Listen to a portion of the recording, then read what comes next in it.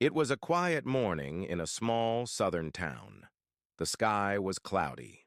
A cold wind moved through the trees. Black cars lined the narrow road leading to the old cemetery. People stood in silence, dressed in black, heads low. A funeral was about to begin. At the front stood a wooden casket covered with flowers. A young woman cried softly. An older man whispered prayers. This was the funeral of Marcus Thompson, a man with a troubled past. Many knew him as a criminal. Few knew his pain. The pastor cleared his throat and began to speak. But before he could say a word, a black SUV rolled up.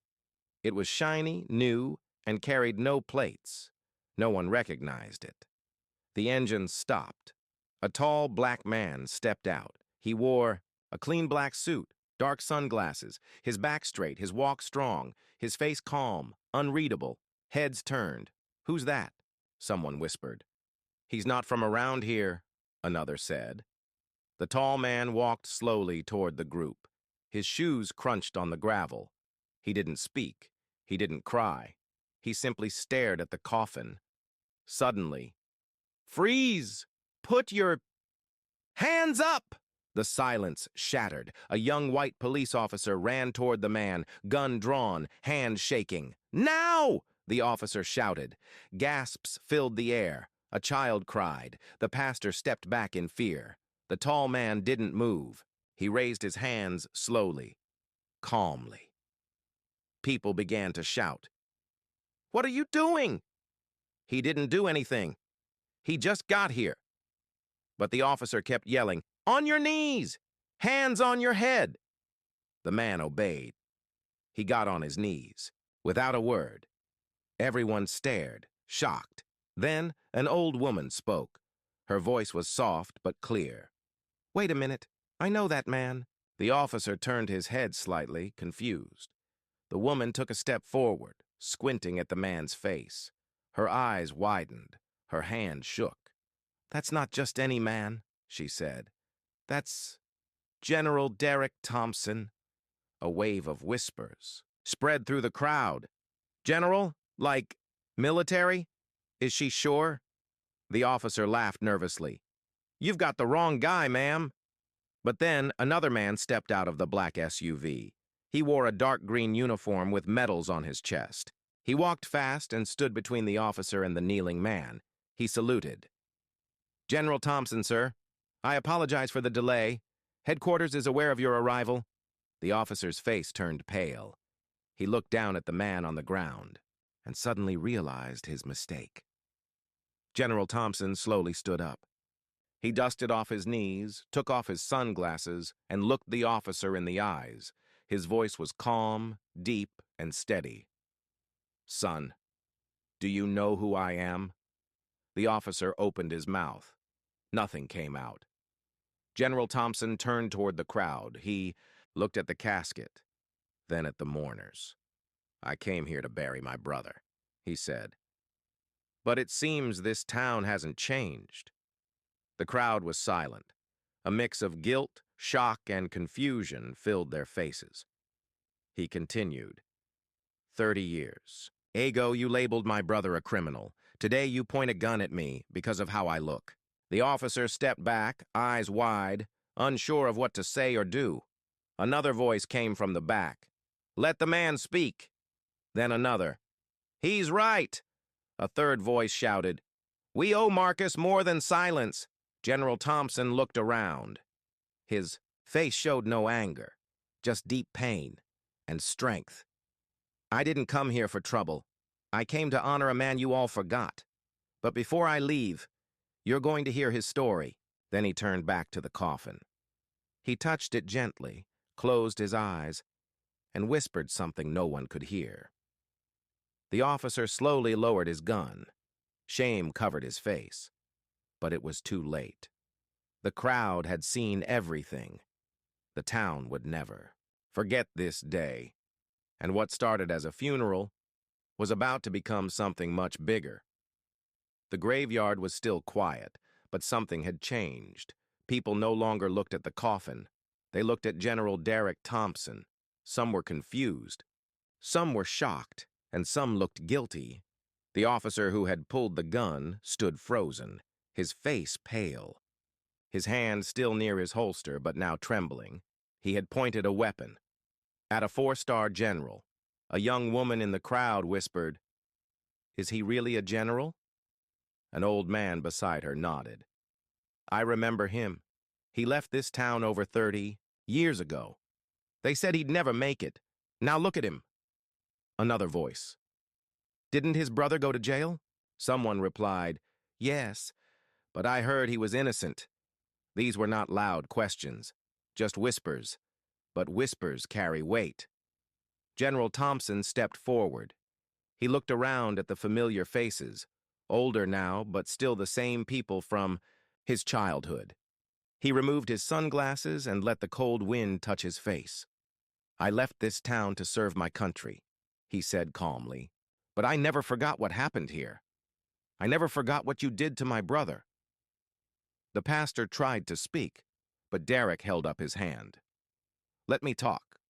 He pointed to the coffin. Marcus wasn't perfect. He made mistakes. But he did not do what you accused him of. A few people looked down. Others looked away. He continued. "You called him a thief. You said he attacked someone. You said he didn't belong in this town. But no one ever asked him what really happened." A middle-aged woman near the back wiped her eyes. General Thompson's voice grew heavier. "I was just starting my training in the Army when he got arrested. He begged me not to come back. He said, 'Make something of yourself, Derek. I'll be fine.'" He paused. But he wasn't fine. He was broken, and this town helped break him. Suddenly, a man stepped forward. It was Mr. Lane, the retired principal of the old school. He looked down at the ground. "I remember Marcus," he said quietly. "He was bright, smart, always protecting the smaller kids." General Thompson nodded. Slowly. "He protected me too," he said. "When I was getting bullied, he stood up for me. Even got into trouble for it." Another whisper. "Then why did he go to jail?" General Thompson turned to the crowd. "I'll tell you why," he said. "Because he was set up." Gasps spread across the cemetery. "Set up?" someone said. "Yes," Derek said.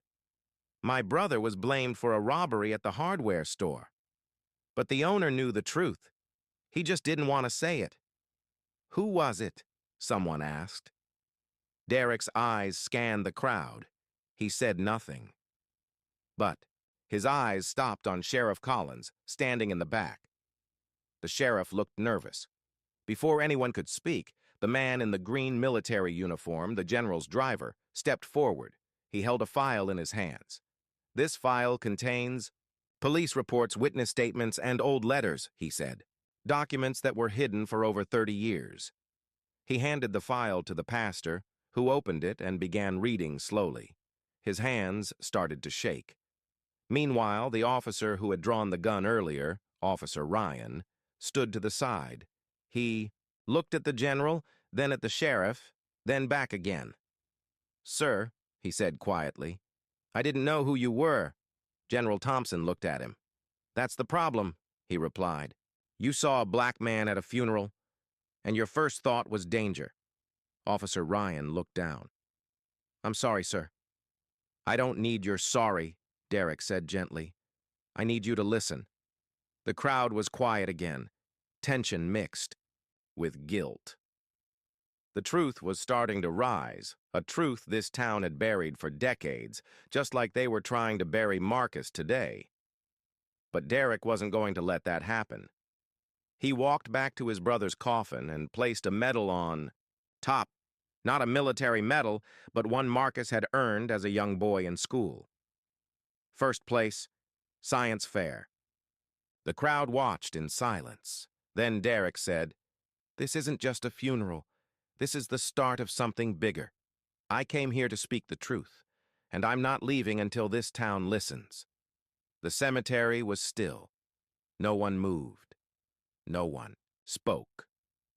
The cold wind blew softly across the rows of gravestones. General Derek Thompson stood beside his brother's coffin, his hand resting on it gently. He had placed a small medal, Marcus's Childhood Science Award, on top of the wooden box, a symbol of the boy Marcus once was. Not a thief, not a criminal, a bright young boy full of dreams. People in the crowd looked away. Some wiped tears. Others whispered quietly. The truth was hard to hear, but it had started to come out, and it couldn't be stopped now. Derek turned to face them. "You all knew Marcus," he said. "You saw him grow up. You saw how kind he was. But when the store was robbed, you didn't ask questions. You just believed the worst." He paused, his voice full of quiet anger. "That one lie stole my brother's life. That one lie made him a stranger in his own hometown." The pastor, still holding the file given to him earlier, looked shocked. "These papers show that Marcus was at the community center during the robbery," he said. "There were witnesses." "And yet," Derek replied, "the police never included their names in the report." All eyes turned toward Sheriff Collins, standing. At the edge of the crowd, the sheriff cleared his throat. "That was a long time ago," he said. "The case is closed." Derek stared at him. "It's only closed because you locked the door." A hush fell over the group. Then an older man stepped forward, Mr. Jenkins, the former store owner. He looked nervous but guilty. "I remember that day," he said. "Marcus came by the store that morning, but he didn't steal anything." Crowd gasped. "Then why did you tell the police he did?" someone shouted. Mr. Jenkins looked down. There was pressure. People were scared. The town had just had a break-in, and folks were angry. Someone needed to take the blame. "And Marcus was the easy target," Derek said. A young woman, standing near the back, began to cry. "My mother used to say, Marcus was dangerous," she said softly. "I believed her. I never even asked why." Another man nodded. "Same here. We didn't ask. We just judged." Derek looked around. "Your silence helped ruin him," he said. "And after he got out of jail, no one gave him a second chance. He couldn't find work." Cool. The wind moved gently through the cemetery trees, but the people stood still. General Derek Thompson held his brother's last letter in his hands. The paper was old, but the words were alive, filled with pain, love, and truth.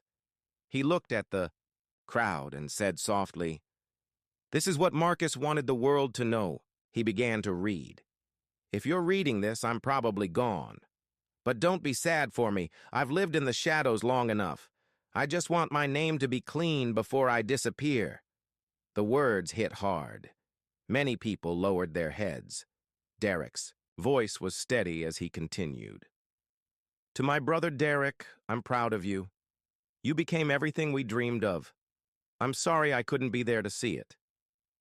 To the town, "I forgive you. I understand fear. I understand anger. But I hope one day you understand me." Tears filled Derek's eyes, but he didn't stop. "I was not perfect. I made mistakes. But the crime they blame me for, I didn't do it." Sheriff Collins knew. Mr. Jenkins knew. They just didn't care. I was easy to blame. The crowd turned slowly toward Sheriff Collins. He didn't move. The letter went on. "I stayed, quiet to protect Derek's future. I didn't want my fight to become his. I wanted one of us to live free. But the truth always finds a way. And I hope someday people will hear mine." General Thompson stopped for a moment. His voice cracked. He had seen war. He had led soldiers into danger. But this letter broke something deep inside him. He looked at the crowd. Marcus wrote this alone, in a small apartment, with no job, no family left, no one to talk to. But still, he chose forgiveness. There was silence, heavy, uncomfortable, real. A woman stepped forward, Mrs. Harper, Marcus's old school teacher. I remember him, she said. He was gentle, always helped other kids. When the news said he was arrested, I didn't believe it, but I didn't speak up either. She wiped a tear. I'm sorry. The pastor looked down at the spilled papers in the grass. The proof of a stolen life. A name buried in lies. Then he said, we need to make this right. But someone else didn't agree. Sheriff Collins raised his voice. This is all emotional nonsense. That case was closed 30 years ago. General Thompson stepped forward. He was calm, but his eyes were sharp. You want to talk about facts, Sheriff? He held up a photo from the file. This is a picture from the community center security camera. Marcus was there at the exact time of the robbery. He pulled out another paper. And this is a signed statement from one of the kids he was teaching that day. Then he showed a final document. This is a letter from your deputy back then, saying you told him to ignore the witness list. The crowd gasped. The sheriff's face turned red. This is fake, he shouted. But it was too late. The truth was out. Officer Ryan stepped beside Derek. Sir, he said, if what you're saying is true, this is bigger than just an apology. Derek nodded. I don't want revenge. I want justice. He looked at the mayor. At the very least, Derek said, Marcus deserves a public statement from this town. His name should be cleared, his record erased. The mayor, who had been silent until now, nodded slowly. We'll do it, he said. We owe him that much. Then Derek said something that surprised everyone. But that's not enough. I'm building a scholarship in Marcus's name for young kids in this town who feel like they don't belong. He looked at the teenager from earlier, the one who had spoken about being judged. It'll be called the Marcus Thompson Second Chance Fund. The crowd was quiet. Then claps began, slowly at first, then louder. Some people cried, some hugged each other. For the first time in decades, hope began to grow in that cemetery. The next morning, the town of Brooksville woke up to something it hadn't seen in years. Truth on the front page. Across coffee, shops, grocery stores, and breakfast tables, people read the headline, General's brother was innocent, town faces past mistake. Below the headline was a photo of Marcus Thompson, young, smiling, holding his childhood science trophy. Some people were shocked, others said nothing. But one thing was clear. People were finally talking. At the sheriff's office, things were not quiet. Reporters stood outside. Protesters held signs. Justice for Marcus! Erase the lie! Truth never dies! Inside the office, Sheriff Collins slammed his fist on the desk. This is out of control! Officer Ryan stood nearby, calm but firm. Sir, he said, you need to step down, at least until there's a proper investigation. The sheriff glared at him. You think I'm just going to give up my badge because of a dead man's letter? Ryan looked him in the eye. No, sir, because of the facts, and because of your actions. At the same time, Derek Thompson stood at a podium outside the town hall. He held the same file of documents. But this time he wasn't speaking to a small crowd. He was speaking to the world. TV cameras pointed at him. Journalists asked questions. But Derek raised his hand and began to speak. My brother lost everything because no one wanted to hear the truth. Well, now the whole country is listening, and we won't stop until justice is done. He showed the camera one of the pages, Marcus's school award, then a police report, missing key evidence, then a witness statement never entered into the case. The people who destroyed my brother's life didn't just fail him, he said. They failed this town, and they failed their badge. The crowd erupted in applause. Later that day, the mayor called an emergency town meeting. The church hall was full, every seat taken. Everyone wanted to know what would happen next. The mayor stood up and said, We are opening a full review of the case. We will contact the state authorities, And if any law was broken, there will be charges. He looked at Derek. And yes, we will clear Marcus Thompson's name officially. An older woman in the front row raised her hand. What about the people who judged him? She asked. The room went quiet. The mayor paused. Each of us has to ask ourselves that question, he said. Back at the cemetery, Derek stood alone at Marcus's grave. The wind blew softly through the trees. He whispered, "They know the truth now, little brother. You're finally free." Then he placed something on the grave, a small stone carved with the words, "He was innocent. He was loved. He is not forgotten." Meanwhile, across town, Sheriff Collins sat alone in his office. His phone rang again, and again he didn't answer. He stared at his badge on the desk, and for the first time in 30 years, he didn't feel proud of it. Just then, someone knocked on the door. It was a lawyer. "Sheriff," he said, "you've been formally served. There will be a full legal investigation. You're required to appear in court." The sheriff didn't say a word. He just stared at Marcus's name on the newspaper in front of him, a name he tried to bury, now being spoken around the world. That night, the news showed a clip of Derek's speech. Young people in the town began sharing Marcus's story on social media. The scholarship fund page went viral. Donations poured in. People wrote, "We failed Marcus, but we can help others." This story changed how I see everything.